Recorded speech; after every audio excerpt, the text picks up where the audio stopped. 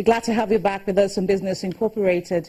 The Organization of Petroleum Exporting Countries started its meeting at its headquarters in Vienna to discuss terms of potential deal to cut production in an effort to proper prices that have fallen by more than half since 2014 due to oversupply.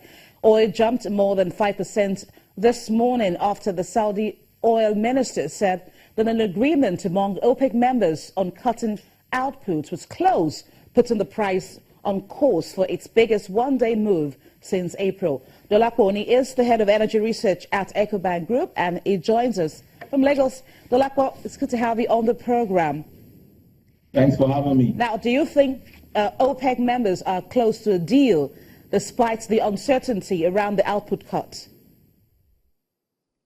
Well, the question is,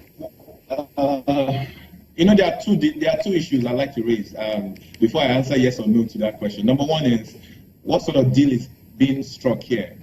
Because for me, for this meeting to be successful, OPEC must reach a decision to cut at least 1 million barrels per day. And I'm saying that either in conjunction with Russia and other non-OPEC countries, or just by themselves alone, they have to cut at least 1 million barrels per day. The second part of that is, will they be able to enforce that deal after they actually agree on that deal? What will be in place? What sort of sanctions will be in place to ensure that that deal can be enforced? Those are two things that I need to see from this meeting, that I believe the world is waiting to see from this meeting to decide on where oil prices will go. So in view of that, I'm still 50-50, and I hope there's a deal. And that is creating more uncertainty around this meeting. Now, the question is, there is a concern that non-OPEC members like Russia that you've mentioned will benefit more from the cuts. If it goes ahead not to cut, who would benefit more from it? Definitely, all consumers will benefit. Those are always the first category of people that benefit. That's countries that import a lot of crude oil and petroleum products, because the moment they decide not to cut, it means that the supply gap that we're seeing in the market, or the demand gap that we have in the market of about 2 million barrels per day, will remain in the market. And what that means, again, is that oil prices will crash. We think that prices may go as low as $40 or $38 after this meeting, if that doesn't happen. And then what will also happen, again, in the long term, is that the price of petroleum product will drop, and countries that will typically enjoy a lower petroleum product price. But more importantly, countries that are not OPEC, like Russia, there's no real incentive for them not to support the cut. They want the cut because it will benefit them if there's a cut. Now, what would be the quota? Do you think there's going to be a quota for each OPEC member if it goes ahead with the output cut? Yeah, essentially. So what I think they're working out is like some members will be allowed to freeze their production. So a country like Nigeria will be allowed to push production up to 2.2 million barrels per day and no further. Some countries like Angola, maybe 2 million barrels per day. So some people have a freeze, and then some people will have to make a cut.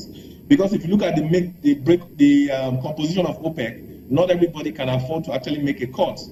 Some countries, in fact, most countries are actually struggling when it comes to production capacity. Only a few countries have actually increased production. Saudi Arabia has increased production.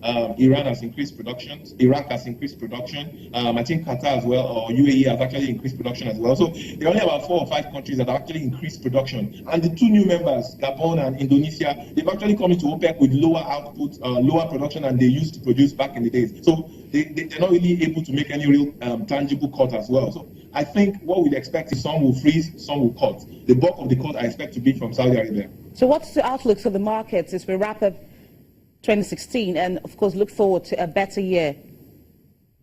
Yeah, we look forward to 2017. I think we may see slightly higher prices. We are forecasting an average of $48 for oil next year. of course, there will be more volatility in the market next year, especially if OPEC doesn't reach a decision to cut in this meeting. I think the volatility in the market will just significantly rise, maybe above 30-35% that we're seeing this year.